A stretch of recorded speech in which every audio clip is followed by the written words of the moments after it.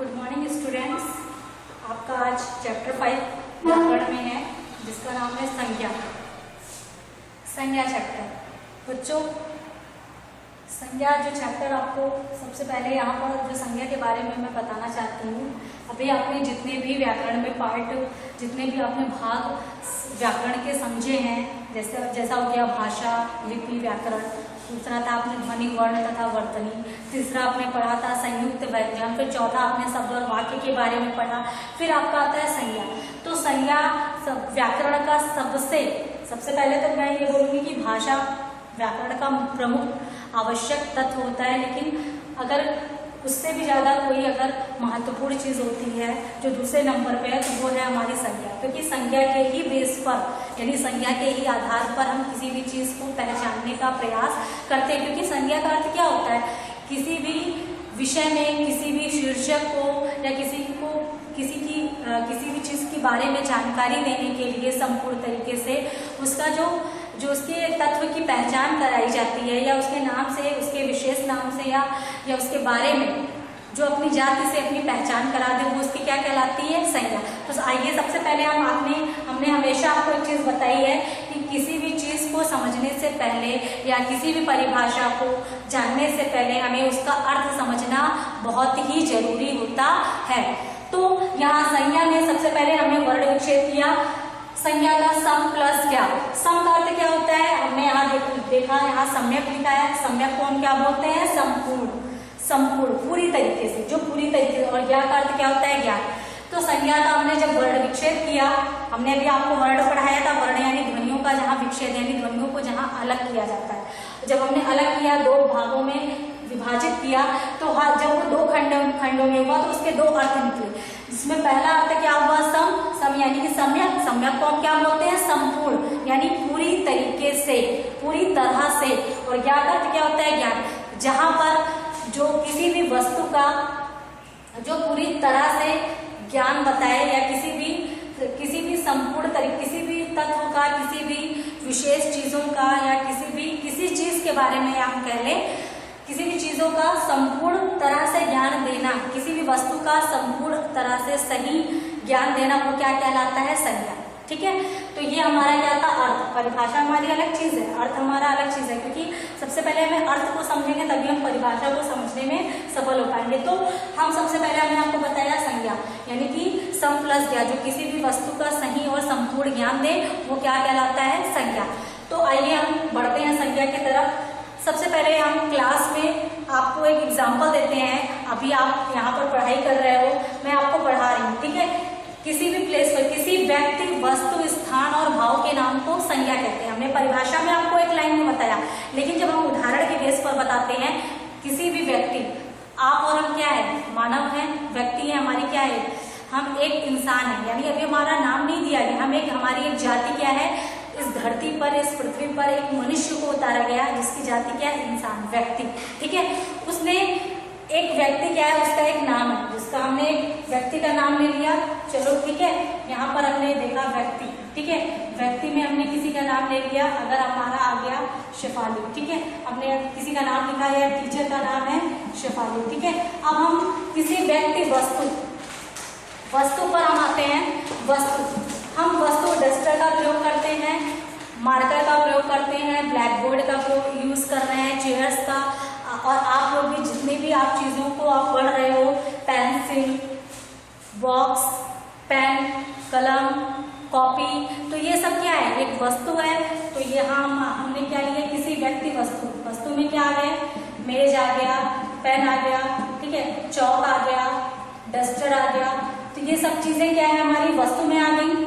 ठीक है। दूसरा हमारा क्या आ गया? स्थान। हम किसी प्लेस पर, आप कहाँ पर हो? एक स्कूल में हो, ठीक है, विद्यालय में हो, कक्षा में पढ़ाई कर रहे हो, तो आप किस जगह पर हो? आपको स्थान दिया जाता है, तब आप जाकर कहीं पर भी किसी भी चीज, एजुकेशन के लिए आप कहाँ आ रहे हो? कि विद्यालय में आ रहे हो, तो वो स्कूल क्या है? विद्यालय क्या है? वो एक स्थान है, विद्यालय है। आप कक्षा में बैठे हो, आप विद्यालय में बैठे हो। विद्यालय एक जगह है जहाँ पर आप शिक्षा ग्रहण करते हो। ठीक है। तो ये हमारा क्या हो गया? स्थान हो गया। अब हमारा आ गया चौथा, वो हो गया हमारा भाव। ठीक है। भाव में क्या है? हम आपको कोई भी चीज समझाते हैं या या अपनी भावनाओं से समझाने का प्रयास करते हैं। हम आपको कोई भी चीज़ कहते हैं, टीचर्स के अंदर एक होती है जिज्ञासा किसी भी चीज़ को समझाने की, ठीक है। बच्चों कि टीचर कितना अपने बच्चों को बता दे कि वो अधिक से अधिक ज्ञान को ग्रहण कर ले, और बच्चों के अंदर एक किसी भी चीज़ को समझने की जिज्ञासा होती है कि कितना वो जान ले।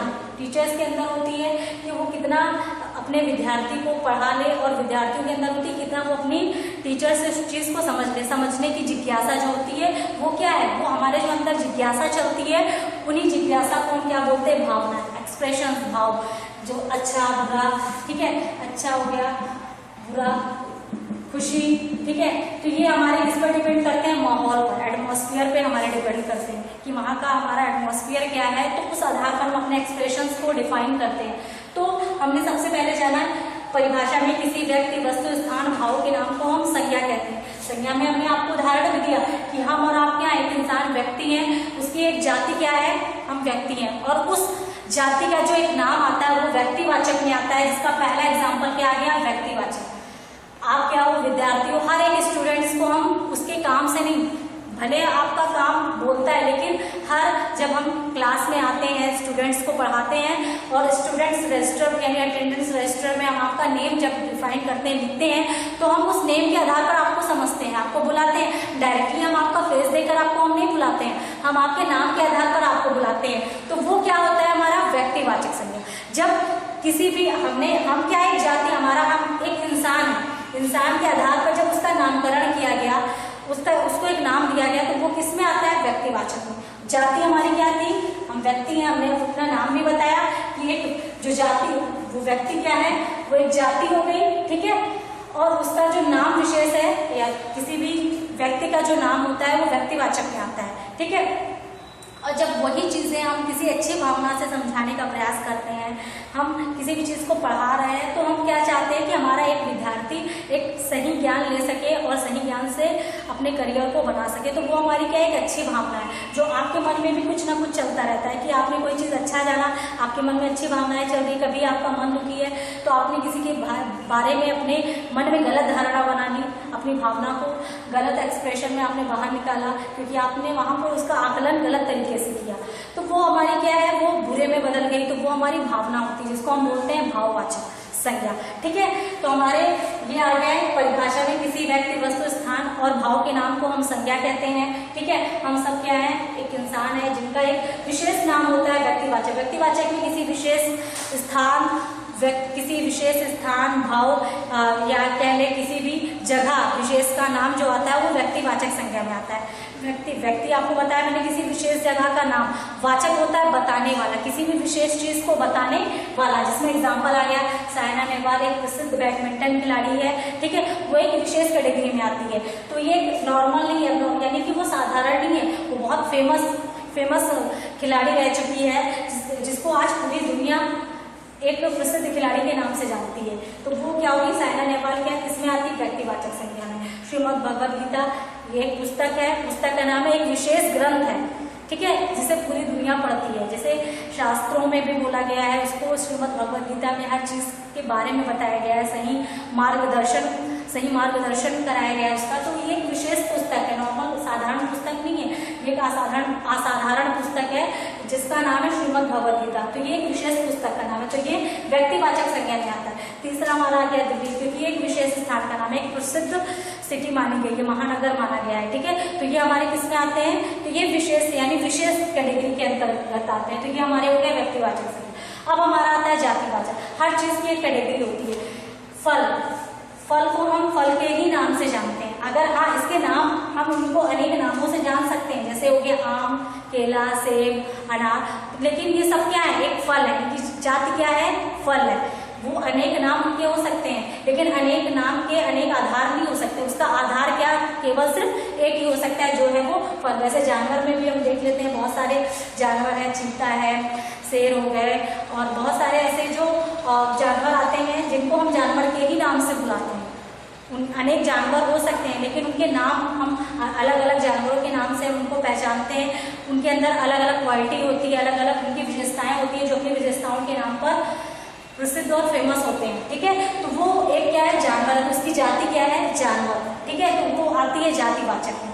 ठीक उसी प्रकार एक व्यक्ति होता है, मनुष्य को इस पृथ्वी पर दो प्रकार की जातियां बनाई गई हैं, जिसमें होते हैं दो आधार, एक होता है स्त्रीलिंग और दूसरा होता है पुल्लिंग।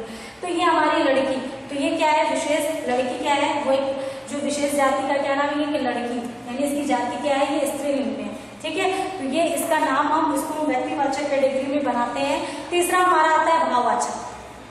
मैंने भाववाचक आपको पहले ही बताया कि जब कोई भी चीज हम पढ़ाते हैं, समझाने का प्रयास करते हैं, जो हमारी भावना होती है, जो हमारे अंदर चलती रहती है, यानी और इसके आधार पर बाहर निकलती है एटमॉस्फेयर के आधार पर, यानी जैसा वातावरण रहेगा, जैसा हमारा माहौल रहेगा, वैसे ही हम एक्सप्रेशंस अपनी भावनाओं के आधार पर दिखाने का प्रयास करते हैं। कहीं ना कहीं हम भावनाओं के आधार पर भी हम आपको समझ लेते हैं कि आपके मन में क्या चल रहा है, आप इस समय दुखी हो, कभी कभी आप नाराज रहते हो, तो आप अपने एक्सप्रेशन के आधार पर जताते हो कि आप बहुत नाराज हो, आप खुश हो तो गाना गाते हो या कोई भी चीज करते हो जिससे पता चलता है कि आप बहुत जॉयफुल हो, बहुत ज्यादा खुशी हो, ठीक है, बहुत एक्साइटमेंट हो, तो वो हमारा एक्सप्रेशन के आधार पर पता चलता है। तो वो हमारा होता है जो किसी भी स्थान के यानी विशेष स्थिति के बारे में, यानी किसी विशेष स्थिति यानी किसी भी विशेष जगह के बारे में उसकी भावनाओं को समझाने का प्रयास करें, यानी किसी भी भाव के विषय में बताने का प्रयास करें, जिसको हम बोलते हैं भाववाचक यानी बताने वाला।